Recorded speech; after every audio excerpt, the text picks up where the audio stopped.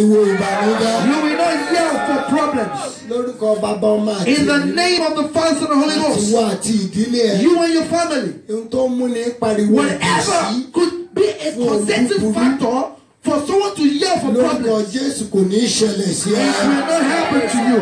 Hallelujah. Hallelujah. Àìní jẹ́ nǹkan tó yẹ kí èèyàn ó ní. Being in need means it's something one needs to have. Àìní. Being in need. Ohun tó ń jẹ́ àìní ni pé. Being in need is that. Ohun tó yẹ kí èèyàn ó ní. What has to be in your capacity to have. Téèyàn ò ní. And you don't have the ability or the capacity to have. Ó ní wọ́n ń pè ní àìní. That's what you call needs. Hallelujah. Hallelujah. Àìní olúkúlùkù sì yàtọ̀ síra wọn. Your needs are different from other people's needs. Àìní olúkúlùkù yàtọ̀ síra. In other words, needs are diverse.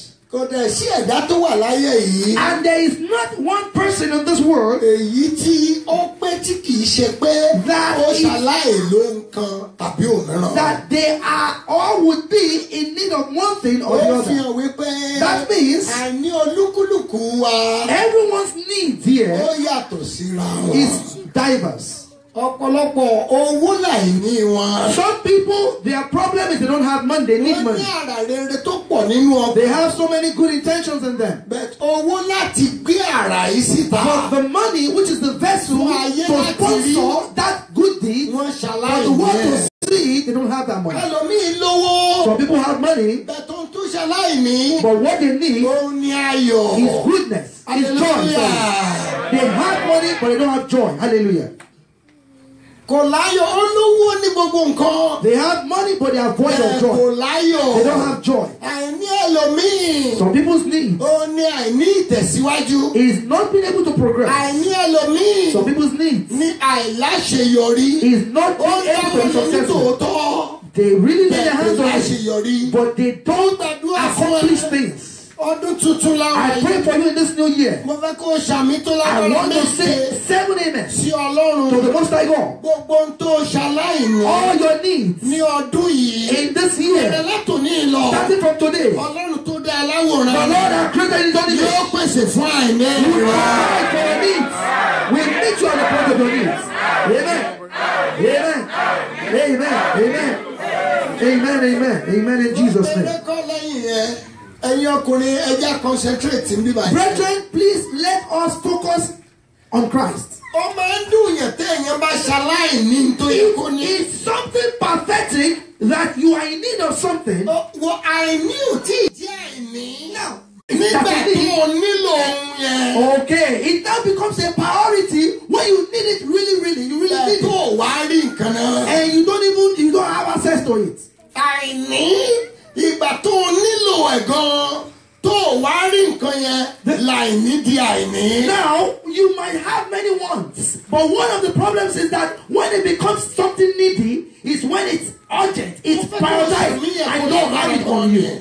Ní ọdún 2018 In 2018 of this year, gbogbo ohun tó o ṣaláìní. whatever you are in need of, Láti ẹ̀yìn wá. as from before, Bẹ̀rẹ̀ láti èmi lọ. as from today, Àmì méje Ọlọ́run yóò pèsè fún àìní. we will meet you at the point of your need. The Lord will meet you at the point of your needs. Amen in the name of Jesus.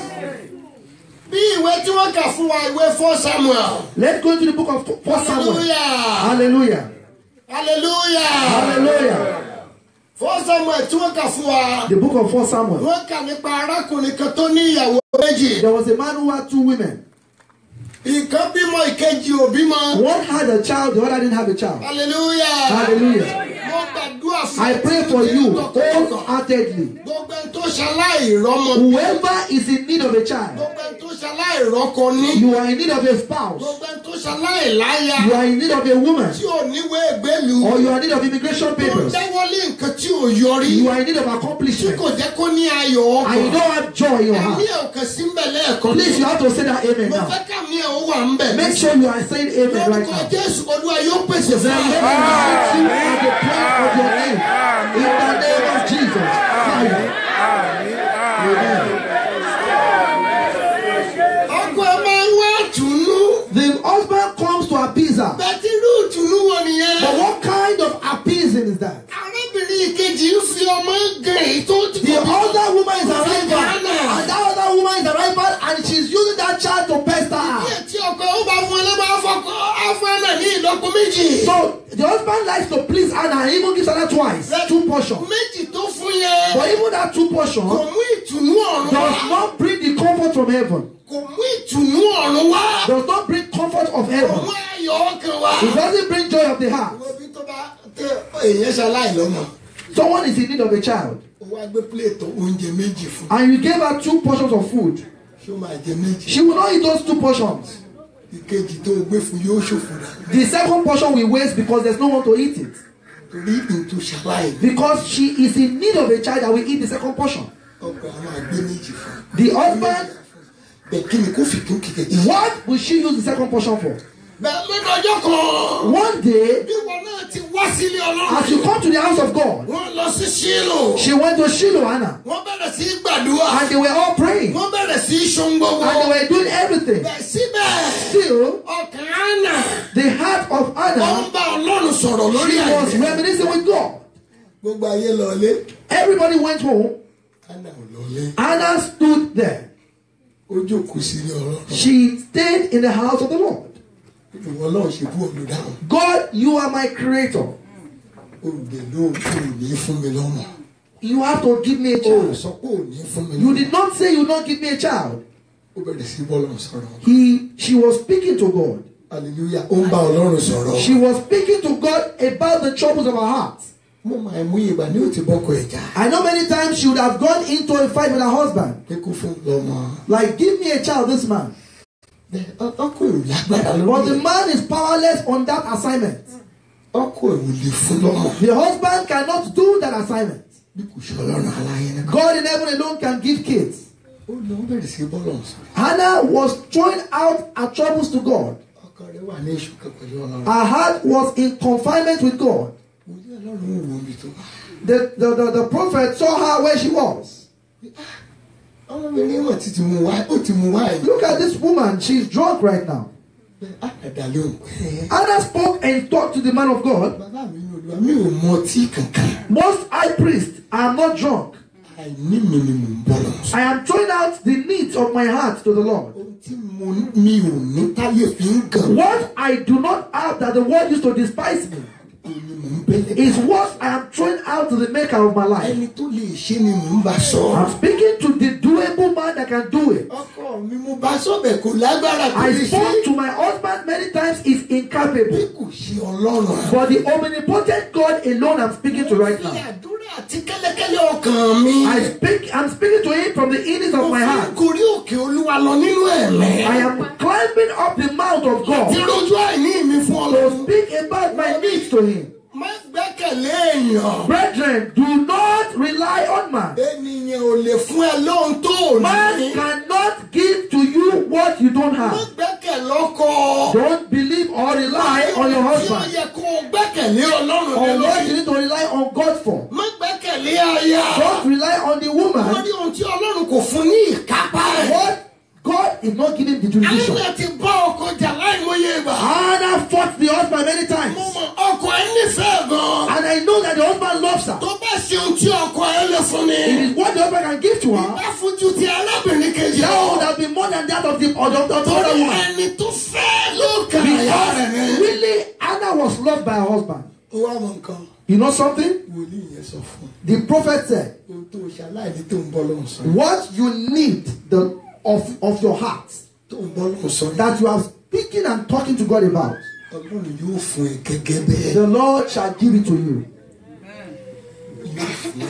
The Lord shall give it to you. Wòlíì yẹn ò bí léèrè pé. The prophet did not even ask Kí mo her. lóò mọ tí wáìn. You said you are drunk. Kí wàá lò ń bá Ọlọ́run Oh, you say lóhùn you're not sọ. drunk. So what are you talking Bí about? ẹjọ́ mo bẹ̀ẹ́. That's why the man of God is talking to Má you. jẹ́ kí àròyé rẹ kó pọ̀ ní ọdún yìí. Don't let your Má rojú ayé ẹ̀ síta púpọ̀ jù lọ́dún don't yìí. be talking too much. Torí ọ̀pọ̀ tó o bá rojọ́ fún lọ́dún Because yìí. the many you talk to, Ohun tó o rò fún wọn. what you tell them Ó ní wọ́n á ti bẹ̀rẹ̀ èébú ẹ̀ is mẹ́. what they will come back and love you. Hallelujah. Hallelujah. Mi ò gbọ́ hallelujah. Hallelujah. Ìdí ẹ̀ lọ bọ́ lọ́rùn sọ̀rọ̀ lórí àìní ẹ. Talk with God on your Òun ló knees. lè mú àìní yẹn Is the one that can take away that need. Òun ló lè fòpin sí àìní The yẹn. one that can put an end to that need. Òun ló lè dáhùn láti bí ìkọ̀kọ̀ wá. He can answer from the secret only. Hallelujah. Hallelujah. Ọlọ́run mọ̀ dáhùn àdúrà náà. And God answered the prayers of Hannah. Ó sì fi Sámúẹ́lì And he gave Samuel láti fòpin sí àìní ẹ. to end that need of Hannah and said, take it. I pray for you. Lórúkọ Ọlọ́run. In the name of the Lord of hosts. Ohun tó ń bọ́ lọ́run. I don't know what you are speaking to God about. Ní ọkàn rẹ̀. In the heart of you, in it of your heart. Bí Hánà náà ti ń bọ́ As lọ́run. Hannah was speaking to God, Mo dúró bí wòlíì. I stand as a prophet. Ohun tó ń béèrè. What you are asking Ní kẹ́lẹ́kẹ́lẹ́ ọkàn in the rẹ̀. innings of your Tó ń heart ṣaláìní. that you desire Láàárín oṣù mẹ́ta. in 3 months, Lórúkọ Ọlọ́run àwọn in the name of the Lord of hosts, Àmì ẹ̀ méje kó nínú náà. 7 amen with Ọlọ́run fire. yóò ṣeun náà fún ọ. We give it to you. In the name of Jesus. In the name of Jesus. Amen. Ọlọ́run tó dáhùn Hánà ní ọjọ́ wọn ni. And God had answered Hannah and Ó God yí said, wà síbẹ̀. He's still alive. Ìdí ẹ̀jọ́ ọmọ bẹ nínú ìrìn I àjò beg of you in this year, Ọlọ́run ni kò bá sọ̀rọ̀ speak to ayé. God about your life. Ọlọ́run ni kò bá sọ̀rọ̀ ìrìn àjò. Talk to God about your Òun journey. ló máa ń fòpin sí àìníyàn. He ends the problems of people. He ends the needs of people. Láì lérègùn nù. Without any way of lambasting you or telling you I did it. Láì lérègùn nù. Without any way of blaspheming. Ó pé wòlíì Élì kan. Do you know it was not Eli who did it? Mi ò ní ìrègùn lórí ẹ̀. Eli has no blaspheming over Hannah. Torí Hánà yóò yanu láti Because Hannah never asked from Eli, she asked from God. She opened her mouth to Fi God. àṣẹ àti ìdìdí sí àdúrà rẹ̀. It was just that Eli came in time to just, to seal it. Ọlọ́run fún gẹ́gẹ́ bí májẹ̀mú tó bá God gave it to Hannah based on the covenant she had with God. Ọlọ́run dẹ̀ fòpin sí àìní. And God put an end to her problems. Omijé ọkàn rẹ̀. I pray for you, the tears of your heart, Lórí ohun tó ṣe on láìpẹ́. what you need. Lórúkọ Jésù In the Kristi. name of Jesus, Ọlọ́run yóò nu omijé náà kúrò. God shall take away your tears. Amen. The Lord shall take away my tears and your tears in Jesus' name. Luke 2. Ìwé Lúùkù, ìrere Luke, orí kejì.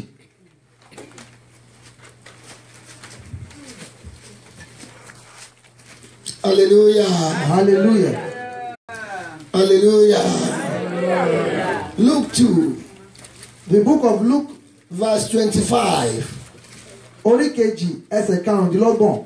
Sì kíyèsí, Behold, ọkùnrin kan wà ní Jerusalem. there was a man in Jerusalem. Orúkọ rẹ̀ a máa jẹ́ Simeoni. His name was Simeon. Ọkùnrin náà sì ṣe olóòótọ́ He was a faithful man, àti olùfọkànsìn. God-fearing as well. Ó ń retí ìtùnú Ísírẹ́lì. He was waiting on the Israel to be Ẹ̀mí saved. mímọ́ sì bà The lé. Holy Spirit will come upon him, Ó ń wá ìtùnú Ísírẹ́lì. waiting on the saving of Israel. Ẹ̀mí mímọ́ sì bà lé. And the Holy Spirit came A upon sì ti him. fi hàn láti ọ̀dọ̀ ẹ̀mí mímọ́ wá pé And it was assured unto him ó that kì í yóò rí ikú he will not see death kí ó tó rí Kristi Olúwa. before he sees Ta ni Jesus. ìtùnú Ísírẹ́lì? Who is the comfort of Bí Israel? kò ṣe Jésù Kristi That is Olúwa. Jesus, right? Ẹ̀mí mímọ́ sì ti sọ fún And the un Holy Spirit had told him, wípé wá ń bí ìwọ Simeoni. come Simeon, Ó ti dàgbà ní tòótọ́. I know you are aged, Ẹ̀mí rẹ̀ yóò tún gùn. but you will have a longer life. Ìtùnú tó ń wá kiri yẹn. That Tó comfort. láì ní ìtùnú You are looking Ísírẹ́lì. for that comfort of Wàá Israel. rí ìtùnú yẹn kó o You tó will rí see ikú. that comfort before you Mo see death. gbàdúrà fún wọn I náà. pray for you. Lórí ohun tó ń là kọjá On lọ́wọ́ what you are going through ní oṣù January in yìí. the month of January, Lórúkọ Jésù wàá rí ìtùnú Ọlọ́run. you will see the goodness of the Lord. Mo ní lórúkọ Jésù wàá rí ìtùnú. In the name of Jesus, you will see His goodness. You will see the faith of God. Ó sì ti pa ẹ̀mí mímọ́ wá sínú tẹ́ḿpìlì. And through the leading of the Holy Ghost, He came to the temple. Nígbà tí àwọn òbí rẹ̀ sì gbé ọmọ náà wá. And when the parents brought the child to Jesus Láti ṣe fún bí ìṣe òfin. to do according to the law, Nígbà náà ni ó gbé apá rẹ̀ lé. And he put his hands on Ó it. sì fi ìbùkún fún Ọlọ́run. And he blessed the name of the Ó Lord. ní Olúwa. He said, Lord, Nígbà yìí ni o jọ̀wọ́ ọmọ ọ̀dọ̀ rẹ now you can let go of your servant. Gẹ́gẹ́ bí ọ̀rọ̀ rẹ. And based on your word. Nítorí ojú mi ti rí. Because my Ìgbàlà eyes rẹ̀ have seen nà. thy Hallelujah. Hallelujah. Ó wá tùnú Ísírẹ́lì. Looking for that of Israel. Ó wá tùnú kiri. He was looking for it all over the whole place. Ẹ̀mí mímọ́ ti sọ fún pé. The Holy Spirit had told him that, Simeon ò ní kú. Simeon, you will not die. Ó rí tùnú yẹn. You will see that consolation of Israel. Ìtùnú yẹn ti ń ṣe Jésù Kristi. And that consolation is Jesus Christ. Á rí tùnú yẹn kó tó kú. You will see that consoling moment before you die. Ǹjẹ́ o lè ṣàmì mẹ́ta? Can you say amen? 3 amen Tó now. ń là kọjá. What you are going through, Tó ń ṣaláìní. what you need, Tó ń pa ẹ́ lẹ́kún yẹn. what is making you cry. Jésù ní tùnú Ísírẹ́lì. Jesus is the consolation of Èyí tí Israel Simeon ń wá kiri. that Simeon was looking for. Jésù yọ sí Kánà àti And Gálílì. Jesus came to Cana and Galilee. the book of Ìyàwó John. tó yẹ kó kan ní ìgbẹ̀yìn. And that marriage that was supposed to be a problem in the end. Ìgbẹ̀yìn ẹ wá dùn ju The ìṣíwájú end lọ. of the marriage in when in the end Jésù ní ìmọ́lẹ̀. Jesus is the Ó light. ń lò títún àti He ìyè. is the way and Ó ní salvation. ọ̀nà tó júwe sí He is the ọ̀run. way to heaven. Mo gbàdúrà fún ẹ. I pray for you. Lórúkọ Bàbá In the láti name òní of the lọ. Lord of hosts. Lórí ohun tó ń là kọjá On tó what you tó are going ṣàlàyé. through and what you need. Àwárí Jésù láàrin. See Jesus as a consolation. Fire. Àmì mẹ́ta. Lórí ọ̀rọ̀ ọmọ ẹ. Another 3 amen. Lórí On ọ̀rọ̀ your aya children, ẹ. on your Lórí wife, ọ̀rọ̀ ọkọ ẹ. on your spouse, Ọ̀rọ̀ ìgbéyàwó on ẹ. your marriage, Ọ̀rọ̀ iṣẹ́ ẹ. on your job, Ọ̀rọ̀ ìdáwọ́lé ẹ. on your Ọ̀rọ̀ accomplishment, tó ń pa ẹ́ on lẹ́kún what is ọkàn. making you Lórí cry, ọ̀rọ̀ ìdílé ẹ. on the family, Àìsàn lágọ̀ọ́ ara on rẹ. the sickness in your Láti body. ìṣẹ́jú yìí lọ. And from this Àmì moment, mẹ́ta wàá rí You Jésù. receive the consolation of Jesus. You receive Jesus. Amen, amen, amen. The man of God wants to pray for you Lórí ìrìn again. àjò ẹ lọ́dún On yìí. your journey this year, Ìrìn àjò 2018. the journey of 2018 year, Ìdáwọ́lé ẹ ní 2018. your endeavor Gbogbo this year, ìjáde ìwọlé ẹ lọ́dún yìí. your in and out this year, Lórúkọ Ọlọ́run àwọn ọmọ in ogun. the name of the Lord of Bí hosts. Símíọ́nì ti rí And Jésù. Simeon that saw the consolation, Gbàdúrà which was Jesus. láti òní lọ. As from today, Àdúgbò náà yóò rí Jésù. Jesus. Amen. Amen. Amen in Jesus' name. Ó rí Jésù tán. Simeon saw Jesus. Olúwa nísinsìnyí ni kò jọ. He said, now you can let go of your servant because I've seen the consolation. Ìtùnú tí mo wá kiri mo ti. This consolation, it is done right now. Tí Jésù bá wà nínú àìní ẹ̀. If Jesus is in your need, Àìní ẹ̀ yóò dùn. your need will become needless. Ó wà nínú ọkọ̀. He was in that vessel. Ó ń sùn. He was sleeping, sorry, rather. Ìgbà tó ń sùn. While he was sleeping, Ìjì bẹ̀rẹ̀ sí í jà. there was a storm. Àwọn ọmọ ẹ̀yìn ẹ̀rú bẹ̀rẹ̀ sí í bà wọ́n. And the disciples were terrified. Nígbà tí wọ́n lọ jí pé. They had to wake up the master. Olùkọ́ ni. Rabbi, Bìkítà báwa ìbá ṣe pé. what is wrong with you? Do you think why would you care less that they die? Àbúmọ̀ Jésù àárẹ̀ nìkan yí ẹ̀ tí ẹ̀ nígbà. I know Jesus will be laughing away and say, look at this generation of unbelievers. Jí bàbá. Wọ́n jí olùgbàlà. They woke the Rabboni. Hallelujah. Hallelujah. Hallelujah. Hallelujah. Hallelujah. Hallelujah. Hallelujah. Hallelujah. Nígbà tí wọ́n jí Jésù Kristi olùgbàlà. And when Jesus was walking, Ó pàṣẹ fún ìjì. he spoke Ìjì dẹ̀ dákẹ́ and he said, you know what? Don't do anything anymore. And the storm was still. Mo gbàdúrà. In the name of Jesus. Lórí ọ̀rọ̀ tó ń bá èèyàn sọ. On what you are speaking to man, Tó ò bá Ọlọ́run sọ. that you are not speaking to Tó ò sọ fún Jésù. you are telling me, you are not telling Lórí God. ọ̀rọ̀ táwọn èèyàn ń bá ẹ kẹ́dùn. On what people are trying to be Bẹ́ẹ̀ tí kò consoling wá with you. ìní ẹ kúrò. Why you are not taking away your problem? Lónìí kò gbọdọ̀ di Today ọ̀la. not tomorrow. Jésù yóò dá sí ọ̀rọ̀ náà. Jesus will intervene in your matter. Amen, amen, amen. Ariwo ní ìgbà mẹ́ta Jésù dá sí ọ̀rọ̀ mi. Jesus intervene in my issue. Intervene in my issue. Intervene in my issue.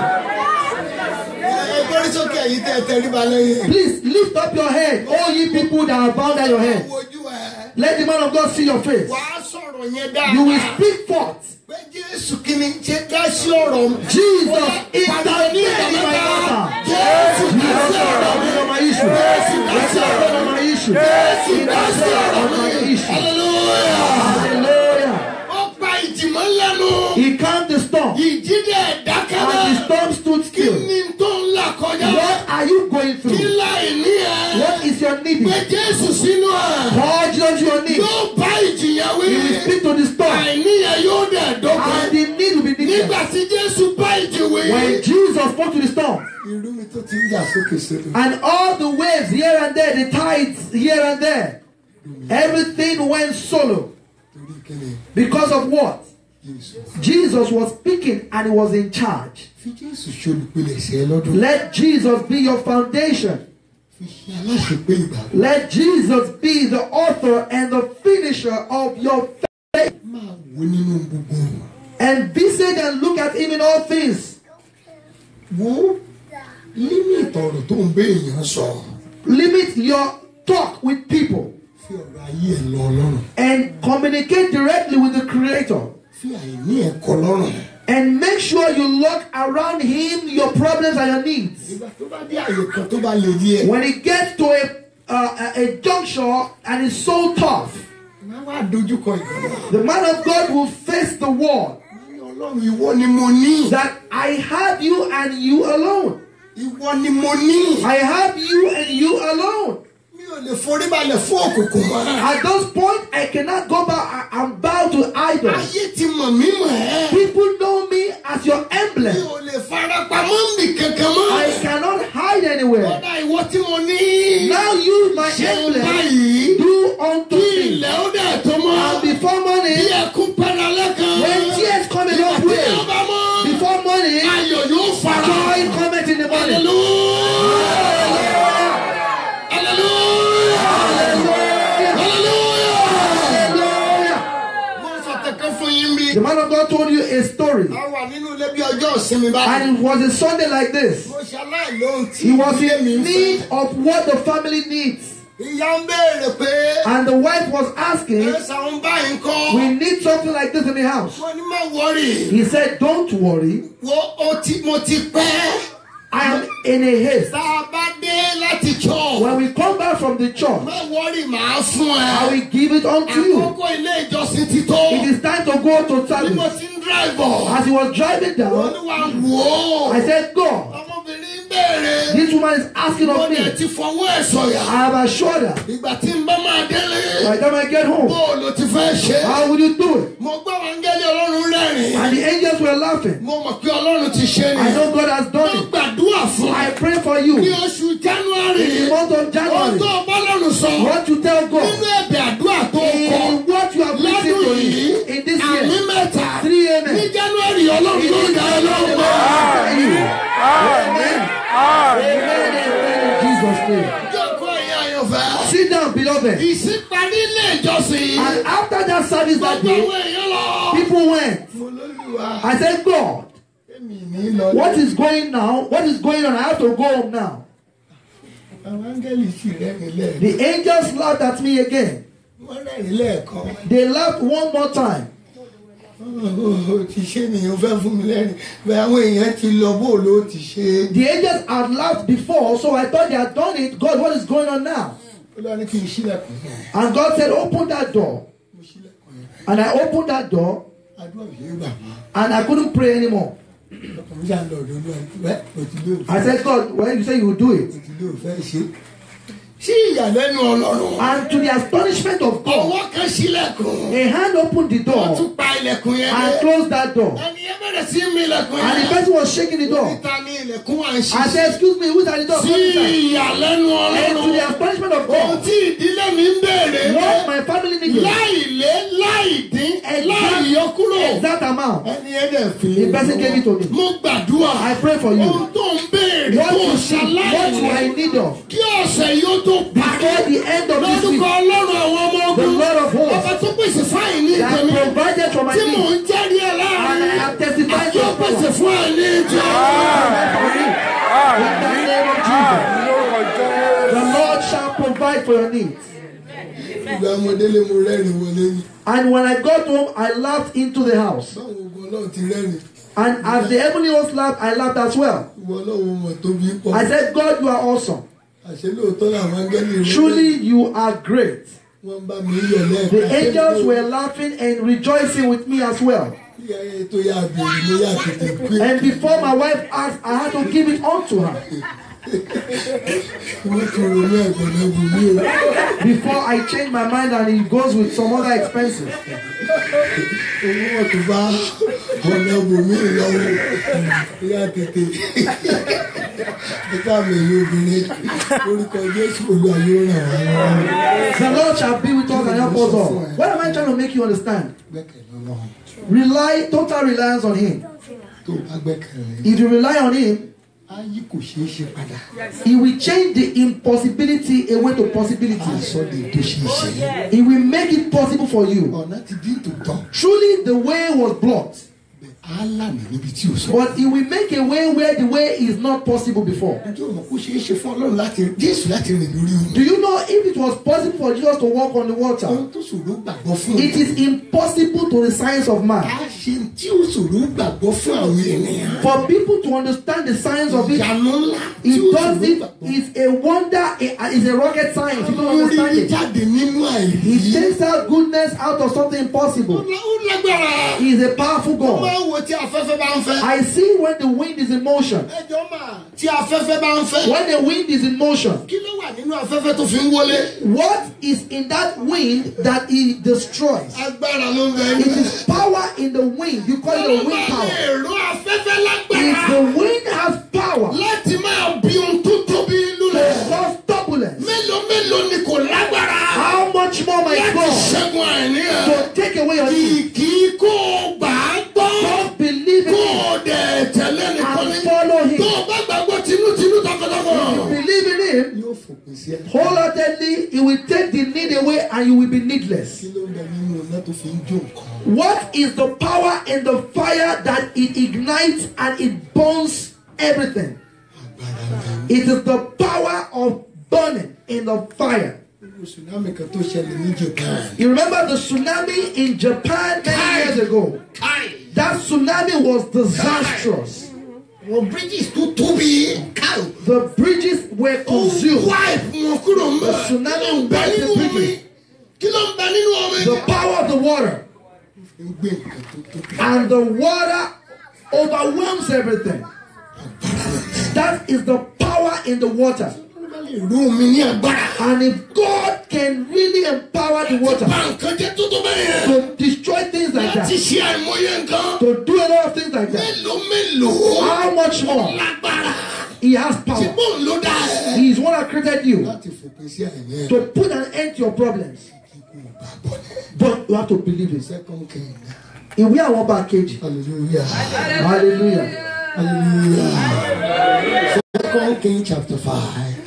Ìtàn Námánì Adẹ́tẹ̀lẹ̀ wà mẹ́. The second Kings 5. orí karùn-ún. Hallelujah. The story of Naaman is what you have there. Jẹ́ ká verse 9 fún ẹ.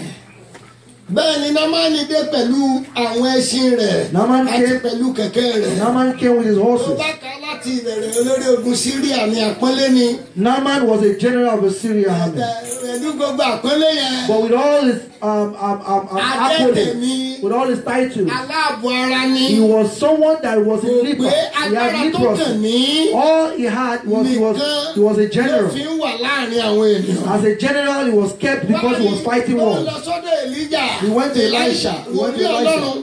And he got Ó lọ Elisha. pẹ̀lú pẹ̀kẹ́ ogun. He went with men of war. Bẹ́ẹ̀ ni Námánì dé With pẹ̀lú àwọn entourage. ẹṣin rẹ̀ And he came with the àti entourage pẹ̀lú kẹ̀kẹ́ rẹ̀. and with his horses. Ó sì dúró lé ẹnu ọ̀nà. And he stood at Ilé the door. Elisha. And the Elisha- Ó kò wọlé. He didn't even go inside. Ó dúró. Don't forget, he's a general. Ó dúró. He stood at the door. Ipò rẹ̀ bò lórí.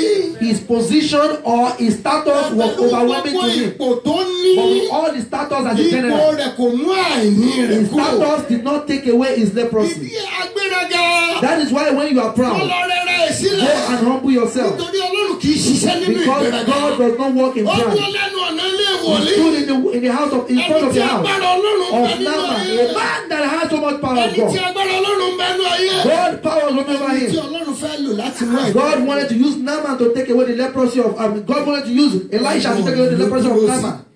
Ó dúró ní ẹnu ọ̀nà. He stood at the doorway of Elisha, Elisha sì rán iṣẹ́ kan sí. and Elisha sent just one message to him. Elisha ránṣẹ́ padà sí. It was not Elisha seeing him. It was Elisha Kí o sì sending him. wẹ̀. Go Ní and back Jọ́dánì. in Jordan Ní ìgbà méje. 7 times, Ara rẹ̀ yóò sì túbọ̀ sípò. and your Fún body will ìwọ ó go sì mọ́. back to the normal state. Hallelujah. And that shall be clean. Mi ò gbóhùn ẹ̀. Hallelujah. Hallelujah. Ẹ̀yin ọkùnrin ẹ̀yin ká hallelujah ń bí mi. Men, what is wrong? Let's say hallelujah, Ló please. máa ń ká hallelujah. Why are you? It's only Hallelujah. Hallelujah. Ṣùgbọ́n Námánì bínú. Naaman was vexed, Ó sì padà lọ. and he went Ó back. sì wí pé. He said, Kíyèsí. behold, Mo rò nínú mi pé. I thought within myself Dájúdájú. that truly Òun ó jáde tọ̀ mí wá. he will come out to me. Ó rí gbéraga burúkú. You can see that pride. Ẹni tó ní ìṣòro. He has a Tó problem, tún ní ìgbéraga nínú and he has ìṣòro. pride with his problem. Ó rí pé ìṣòro rẹ̀ ò ní You tán. can see that that problem Mo will sì not, bí will yóò not jáde go. tọ̀ mí wá I ní. thought he would come out to me. Ó lọ lé wòlíì ọ̀gá ògo jùlọ. He went to the house of the prophet of God. And he stood. He didn't even go inside. He stood outside. Ẹni tó gbé ìṣòro ayé ẹ̀ wá. You are the Ó gbé one ìṣòro ayé in ẹ̀ lọ need báyìí. of the problem to be gone, and you are not humbling yourself Torí ipò rẹ̀ because of his position or his status. tí ò mú ìṣòro rẹ̀ tán. And the status has not taken the problem away. Ó wá dúró ń ta. He stood outside. Ẹni tí ó wó yẹn sàn. You need healing. Ṣé ọ̀nà yẹ kó mọ̀ bẹ́ẹ̀ yẹn ni? It is the patient that has to be running to the doctor, not the doctor to be helping the patient. Ó bá tún bínú. Now the patient is angry, which is Naaman. Pé mo ṣe bí yóò jáde tọ̀ mí wá ni. Naaman was angry. He said, I pray for you. Ní ìgbà tí Ọlọ́run bá fẹ́ mú àìní. By the time God wants to end your need, Ẹ̀mí ìgbéraga. the spirit of pride will Lórúkọ Jésù kò ní í go bàjẹ́. into you.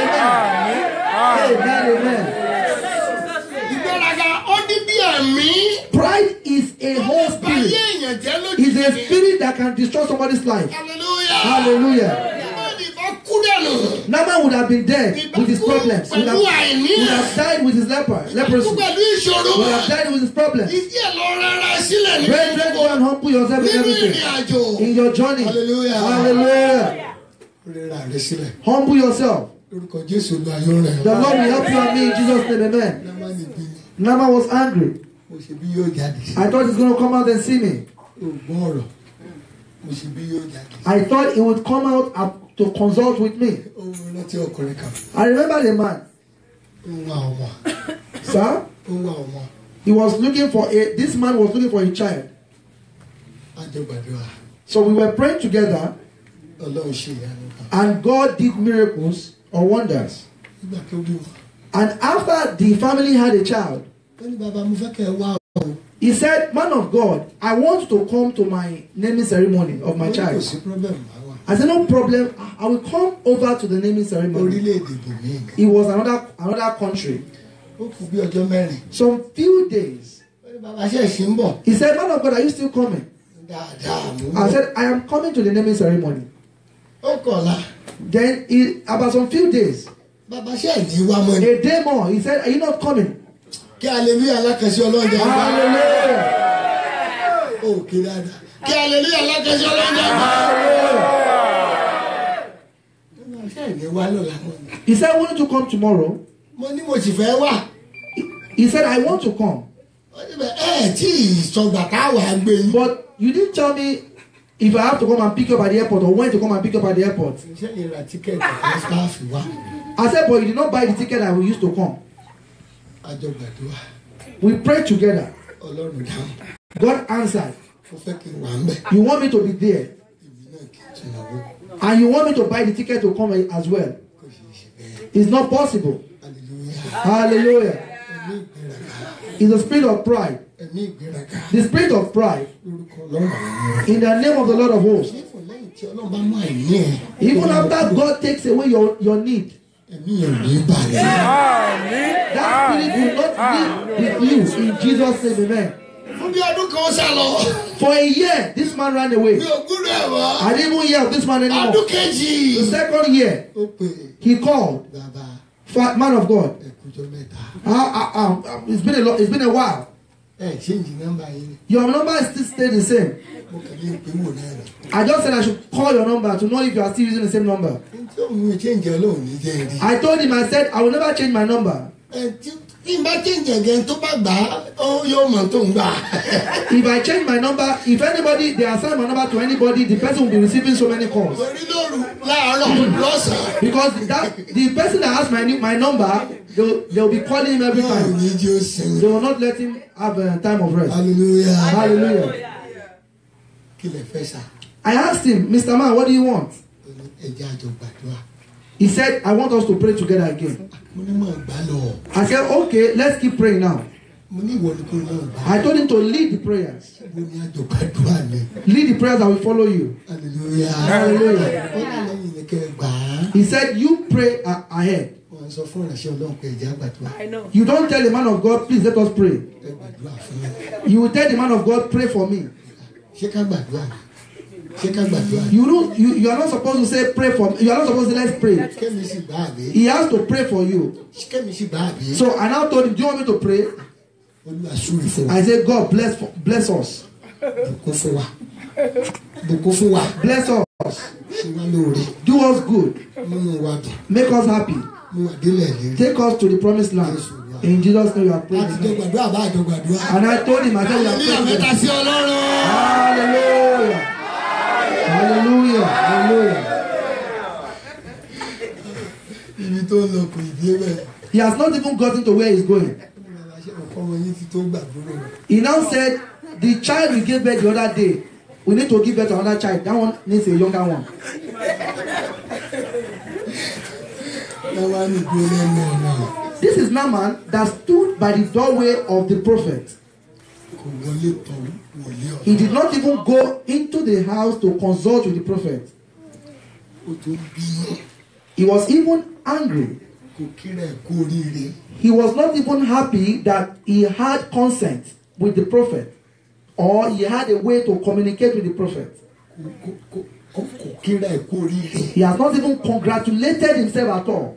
Pé wòlé ìránṣẹ́ sí. That even mere having message from that man, Elisha, was something great. Ó tó bí. He was maliciously angry. Mo gbàdúrà.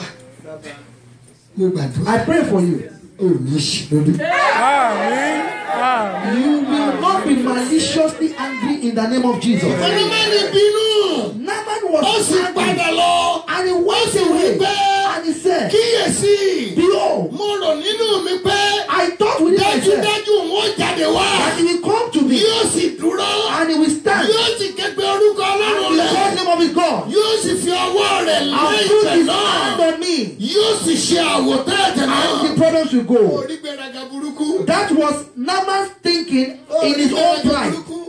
Orí ọ̀rọ̀ ayé rẹ̀ ò ká lára. He was not even bothered about Kò anything. fẹ́ kúrò nínú He ẹ̀tẹ̀. doesn't want to leave his status Ẹni tí of agbára leper. Ọlọ́run bẹnu ayé. Him that God has Òun ló called ń him. ka ẹ̀ṣẹ̀ sí lọ́rùn. He is counting allegations against Elisha. Ó fẹ́ kí ìránṣẹ́ Ọlọ́run ó rìn bí òun ti fẹ́ bóun ti fẹ́ kí ìránṣẹ́ Ọlọ́run rìn. Naaman's attitude is what you call prideful thinking. Ó fẹ́ kí ìránṣẹ́ Ọlọ́run ó rìn nínú ọgbọ́n ara He rẹ̀. wants that man of God to walk in his own prideful thinking. Ọlọ́run kì í rìn nípa ti ara. But God is not a God of Bí flesh. kò ṣe nípa ti He is ẹ̀mí. God of spirit.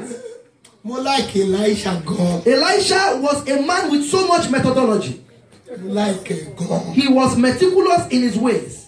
Kò wo ipò. He did not even look at status. Bí àwọn ìránṣẹ́ Ọlọ́run ti bà ipò jẹ́ ipò ara wọn. Most men of God nowadays, when they see that you have a status, they relegate themselves. Ìránṣẹ́ Ọlọ́run fi plane jí owó. A man of God, they are using his private jet to siphon stolen money. Owó orílẹ̀. Siphon. Táwọn èèyàn dẹ̀ Siphon stolen money. Transfer stolen money from countries to countries. Mo kà lọ́sẹ̀ tó kọjá lọ. I read last week in the dailies or on the media.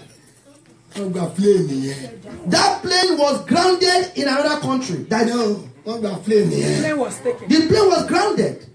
The plane was grounded. That is Wọ́n ò lówó they don't have the money. láti san pátá. When you don't have money to do anything, they grounded the plane. Hallelujah. Yóò gbọ́ ẹ. Hallelujah. Hallelujah. Hallelujah. Hallelujah. Wọ́n kí ni Ọlọ́run ó mọ̀ bàjẹ́. I know God will be so much in not happy Lórí àwọn ìránṣẹ́ Ọlọ́run. on such men of God. Tí wọ́n ti mú aṣọ ògo Ọlọ́run. They have overturned the glorious cloth, Aṣọ ògo Ọlọ́run. the glorious cloth garment. Láti kíbọnú àgbo ẹlẹ́dẹ̀. They have filtered it in the mud of the pigs. Jẹ́nẹ́rà ni. This man is a general in the Syrian army. Ẹ wòlíì ò torí oyè ẹ̀. But the prophet Elisha did not, because of his status as a general in the then Syrian army, Kò sápàdé ẹ̀. he did not run at his coattails. Bí àwọn ìránṣẹ́ Ọlọ́run ti ń sáré tọ̀ àwọn ọlọ́rọ̀. As you now see today, men of God will run towards the rich and people in power.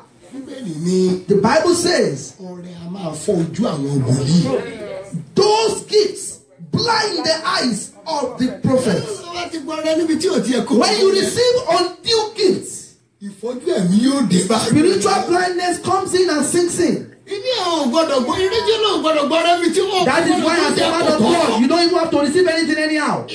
Mo láìkì láìsà gan. Elisha was meticulously in his way. Wá bá Ọlọ́run mi. You came to my own God. Ó wá dúró níta. You stand outside. Ó kéré Ọlọ́run nìyẹn. You have belittled God. Ó rò pé Ọlọ́run mi. You think my God Ipò ara bí ipò tó wà ló is wà. a fleshy man like you. Ó rò pé Ọlọ́run You mi. think my God Ó ń wò bí ènìyàn ti ń wò. looks like man. Ó rò pé Ọlọ́run mi. You think my God Ó ń jà pẹ̀lú àdá ọkọ̀ àti ìbọn bí ìwọ ti ń jà. will have machete or sword or things to fight. Ó wá bá Ọlọ́run. You now come to that Ó God. wá dúró ń tà. You stood outside. Wòlíì yẹn náà ni wo ìwọ ọmọ kékeré tó wà ń bẹ̀ yẹn. Ẹ má lọ ẹ̀yin ọmọ wòlíì yòókù ẹ lọ jíṣẹ́. He didn't even send any higher level sons of the prophet. He sent the lowest ones. Go to him. He was angry. Mo rò pé He's, yóò jáde. Naaman said, I thought Yóò you wá bá mi. to come and meet Yóò me. ké pe Ọlọ́run rẹ̀. This is Yóò Naaman's fi ọwọ́ lé thinking. ibẹ̀. This is Naaman's thinking. Yóò fọwọ́ lé ibẹ̀. Come to me, touch me, Tẹ̀yẹ yóò dẹ̀ kúrò and wá. that leper or leprosy will go. Ó ní níkù ìránṣẹ́ Ọlọ́run That yẹn. is what you call prideful thinking, which is calling to ridiculing the man of God. Torí ìgbéraga. Because of prideful thinking in his heart. Ó gbé ipò lékè. He assaulted or he exalted what you call status. Ó gbàgbé Ọlọ́run tó ń gbé He has ìgbésẹ̀. forgotten the God that puts you in and out of status. Ọba tó ń fi ìyẹn jẹ. That God that puts you in status Tó tún rẹ̀ èèyàn náà. and he takes you out of status. Ọba tó ń gba ìjọba owó èèyàn. The God that nígbà takes governance away from one that is even alive. Ó fa ìjọba sọ́ọ̀lù ya. He tore the kingdom of Láì tí God ìkú ọjọ́ ayé. without him Ó sì being fi dead. ọba mi jẹ lórí and Ísírẹ́lì. he put another Nígbà tí kingdom Sọ́ọ̀lù wà when láàyè. Saul was Ó alive. gbàgbé nǹkan Ọlọ́run. He has forgotten that same God. Ẹ̀yin náà lọ jíṣẹ́ fún un. That prophet said, you the smallest guy there, go and deliver this money to him. He was even lucky they delivered it to him. He was angry. Òṣìbí yóò pè Ọlọ́run rẹ̀ ni. Yóò fọwọ́ lé. Naaman in his own thinking said, I think he will come, I think he will touch me, I think he will do a miracle, I think he will do that. 12. Ẹsẹ̀ kejìlá. Lábánà àti Fápárì àwọn ọmọ àwọn ọ̀dọ́ Damascus kò á dára ju gbogbo àwọn omi Ísírẹ́lì lọ. He's talking about the other rivers, Abner and Phari, that they are better than that of Jordan. Èmi kì í Jordan wà was the nínú getting river. wọn kí èmi sì mọ̀. Look at him. He's saying, Èmi kì í wà nínú wọn kí èmi ó sì mọ̀. I will not wash in them and not be cured. Bẹ́ẹ̀ ni ó yí padà. He turned around Ó sì jáde lọ. He went away. Ní ìrunú. in anger. Àwọn ìránṣẹ́ rẹ̀ sì súnmọ́. His servants ran to Wọ́n him sì bá a sọ̀rọ̀. and they spoke to him. Wọ́n wí pé And they said, bàbá mi Father, wòlíì ìbáwí fún ọ pé the prophet had kí told ìwọ you kí ó ṣe ohun ńlá kan. to do something. Ìwọ kì í bá ti ṣe é You bí. should have done it. Mélòó nígbà tí ó wí fún ọ pé How much more? wẹ̀ kí o sì mọ̀. Telling him to serve. Hallelujah. Hallelujah.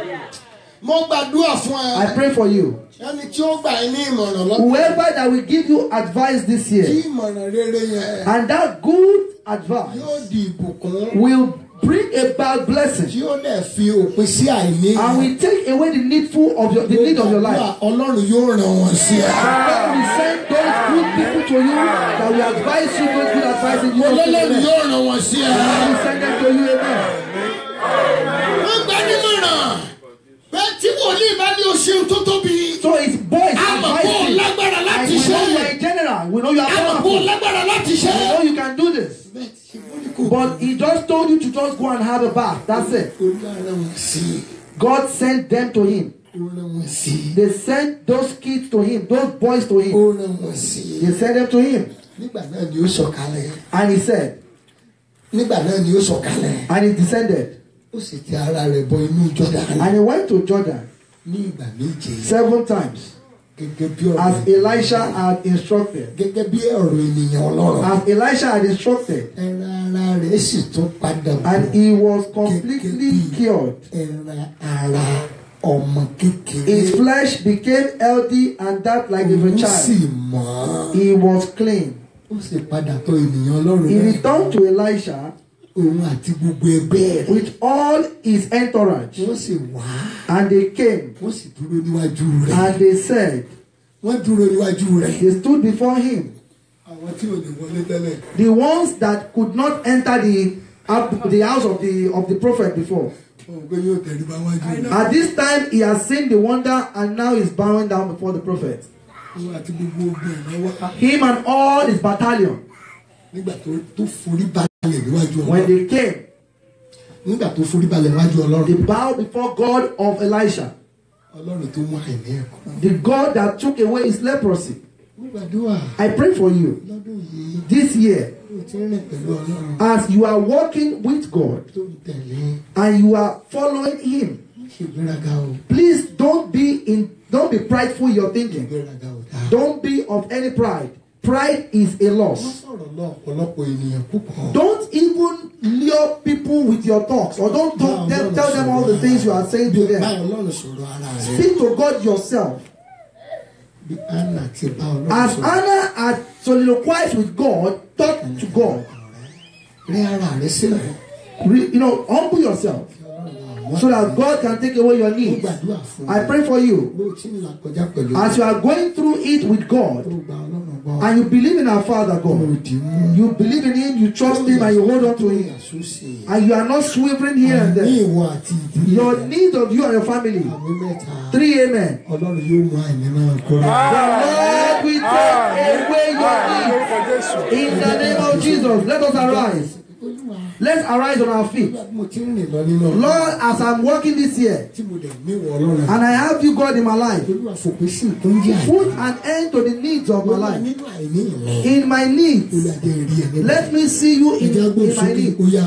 Father, in the name of Jesus, Lord, let me see you in my needs.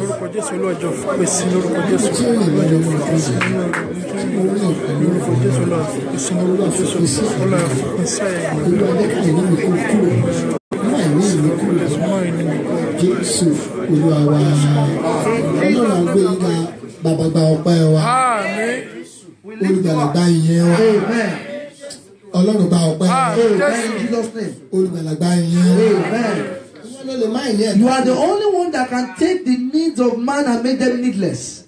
You are the only one that can put an end to the needs of man, and it's only you we have. We beg of you in our needs. If we see you in our lives, needs will go away. Those 3 people, they saw you in their need. They saw you in the fire, and the fire was ended. Even that fire cannot even burn them. They saw you, and miracles happened. I pray for you in the name of Jesus. Your need to receive God. And there was the storm in the sea. Jesus was there. And the men were afraid. They didn't have peace of mind. They had even been thinking of they are going to die. They woke Jesus up. You don't even care if they perish. Jesus said, and he calmed the storm. He was in the boat with them. I pray for these people, God. Whatever storm they might be in this year, let us see you in that storm. The storm was calm, and the whirling wind was over. Whatever storm anyone is going through, or whatever wind is blowing your way, no matter the wind and the storm,